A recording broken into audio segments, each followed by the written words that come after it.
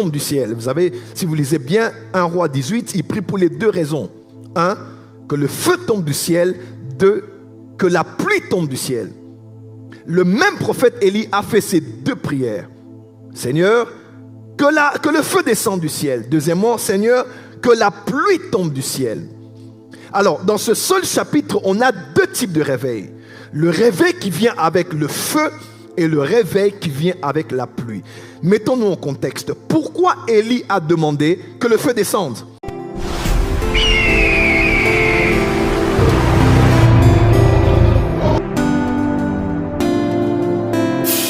Que durant cette saison, nous puissions comprendre ce concept de réveil personnel. Et s'il y a réveil, c'est parce qu'il y a sommeil.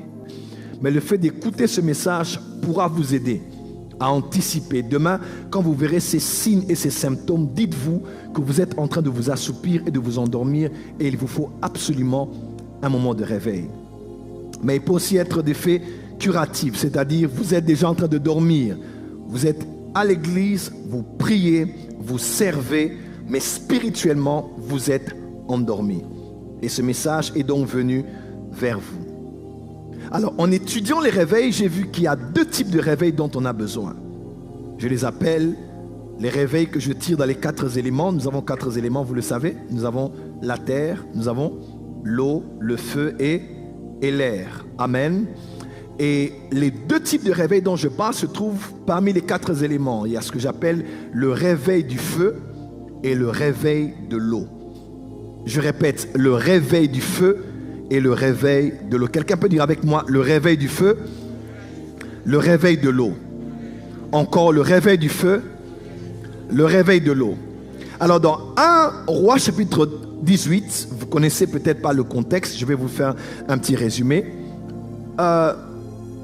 David, au soir de sa vie, veut bâtir à l'Éternel une maison. Dieu dit, à cause de certaines raisons, je ne te donne pas la permission de bâtir le temple. Une bonne intention, mais tu n'en auras pas l'habilité. Alors il a dit, d'accord, mais je rassemble au moins tous les matériaux pour la construction de ce temple. Cela a été fait, David se couche avec ses pères, et par la grâce de Dieu, son fils Salomon prend les rênes. Déjà, il était roi pendant le vivant de son père. David aima l'Éternel, dit la Bible. Après, on dit David aima plusieurs femmes. Salomon. On voit Salomon en pleine période d'apogée et en pleine période de déclin. Dieu alors se fâche et dit à Salomon, je vais te détruire. Mais à cause de la prière de ton père David, il y a des choses qui ne vont pas tomber sur toi, mais sur ta postérité. Frère, les prières ne pourrissent jamais, les prières ne sont jamais inaperçues dans la présence de Dieu. Ton père peut être mort, mais les prières qu'il a eu à faire sur toi auront de l'impact. Ta mère peut être morte, mais les prières qu'elle a fait sur toi peuvent avoir de l'impact. Voilà pourquoi priez, même lorsque vous ne serez plus là, votre prière sera toujours là pour faire ce pourquoi vous avez adressé cela à Dieu. Quelqu'un peut dire Amen. Et Dieu dit alors, je vais détruire, mais à cause de David, mon serviteur, le jugement va tomber sur ta postérité. Quelqu'un me suit? Va tomber sur ta postérité. Et la postérité arrive. On a l'histoire de Jéroboam et Roboam. Pour ceux qui lisent les Écritures, il y a eu schisme dans la nation d'Israël, a été scindée en deux. Il y a eu ce qu'on appelle le royaume du Nord et le royaume du Sud. Le royaume du Nord avait pour capitale la Samarie. Amen. Et le royaume du Sud avait pour capitale Jérusalem. Généralement, ceux qui descendaient de David étaient du royaume du Sud, comme les Osias, les Josias, les Ézéchias et les autres. Ceux du royaume du Nord, le royaume du Nord s'appelait Israël, mais le royaume du Sud s'appelait Juda. Le royaume du Sud avait pour capitale Jérusalem et le temple était à Jérusalem. C'est le temple que Salomon avait construit.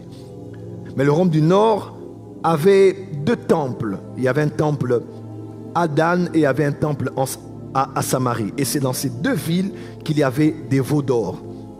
Les rois du royaume du Nord n'étaient pas de bons rois. Les rois du royaume du Sud étaient de bons rois pour la plupart, comparativement à ceux du royaume du Nord. C'est au royaume du Sud qu'on a eu des prophètes comme les Jérémie, on a eu des prophètes comme les Ésaïe. C'est au royaume du Sud. Au royaume du Nord, on a eu des prophètes comme Élisée et Élie. Parce que vraiment, il y avait de l'abomination au niveau du royaume du Nord. Alors, Rome du Nord, Dieu avait suscité 2 prophètes majeurs qu'on appelle Élie et Élisée.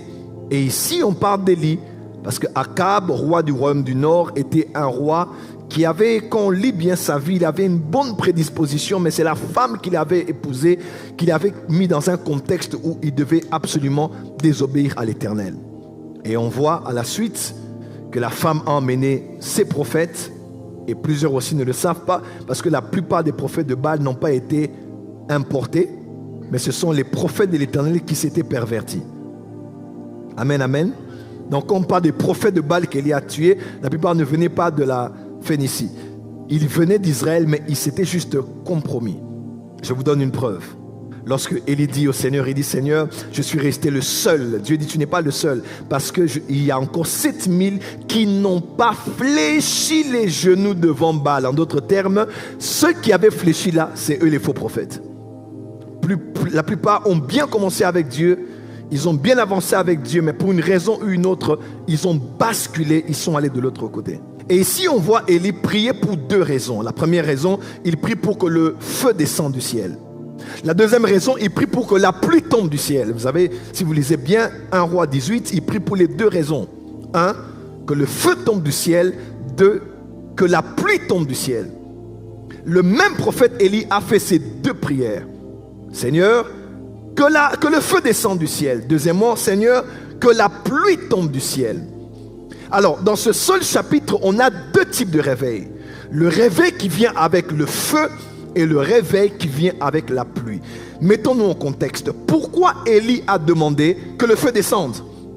Le défi du feu était pour traiter un problème spirituel, un problème d'adoration, un problème de croyance, un problème d'attachement à un Dieu ou à un autre.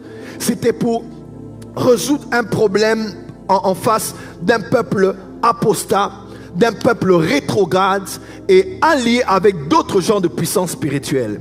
Le feu devait descendre pour démontrer que Dieu est Dieu. Pourquoi le feu devait descendre? Pour détruire la puissance de Baal, parce que vous savez avec moi que Baal et Astarté, c'était la divinité masculine et féminine qui gérait la moisson, l'agriculture, le climat, tout ce qu'il y avait, c'était ces 2 divinités qui régulaient un peu le ciel et la terre. Il a demandé le feu pour que les gens reviennent à Dieu. Mais pourquoi avait-il demandé la pluie?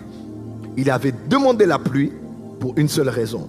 Parce que dans 1 Roi 17, on voit qu'il y a eu sécheresse. Il a dit 3 ans et demi, Moyen-Orient, pas de pluie.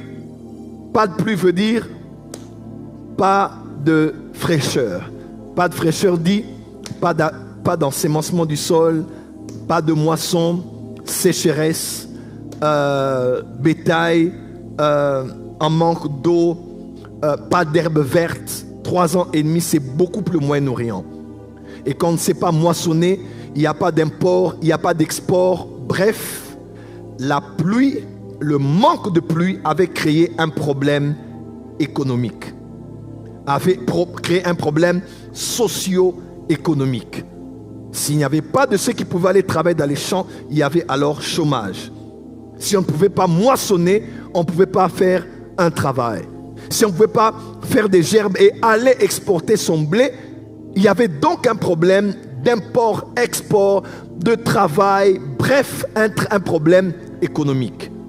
Pourquoi Élie a-t-il demandé le feu? Il a demandé le feu parce qu'il fallait que le peuple revienne à Dieu. Pourquoi a-t-il demandé la pluie? Parce qu'il fallait que ce peuple revenu à Dieu vive une vie convenable. À part le feu, il devait absolument aussi reprendre de la vie sociale et avoir de quoi se nourrir et vivre normalement. Le plan de Dieu est d'envoyer dans chaque génération 2 types de réveil.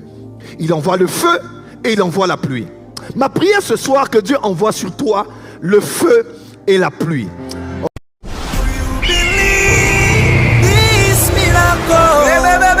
Supernatural.